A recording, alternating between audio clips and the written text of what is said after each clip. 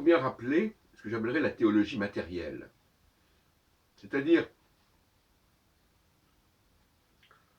une théologie ne serait pas abstraite. Au lieu de parler du ciel, on parle des planètes, par exemple. Au lieu de parler d'un peuple, de Dieu, on parle des Juifs. On parle de choses concrètes, des choses qui ont une durée, une longue durée, qui s'appuient sur des éléments astronomiques, génétiques.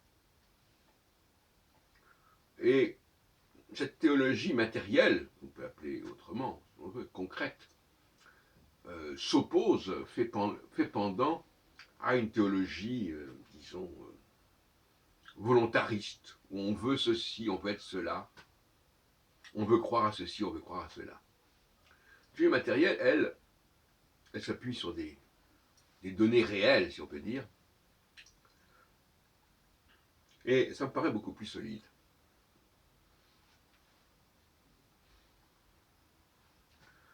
Ce n'est pas le peuple juif, c'est un peuple juif, c'est le peuple juif, c'est pas une sorte de population qui veut prendre la place des juifs, qui s'imagine être juive, etc., qui prend pour elle des textes qui ne lui sont pas adressés, etc., etc. Je crois que le XXIe siècle a besoin de cette théologie beaucoup plus concrète, presque technique à la limite, c'est parce que les planètes c'est quelque chose de technique, la relation entre l'homme et les astres c'est quelque chose de technique, pour moi, et au niveau du rôle des juifs dans le monde, c'est aussi une question technique, c'est une question de centralité, une question d'assise, de fondement. Je viens de voir un très joli reportage sur la genèse de la Statue de la Liberté. Ben voilà, il y a toute une construction, tout un soubassement, toute une armature. Eh bien, voilà, l'astrologie et le peuple juif, c'est l'armature de l'humanité.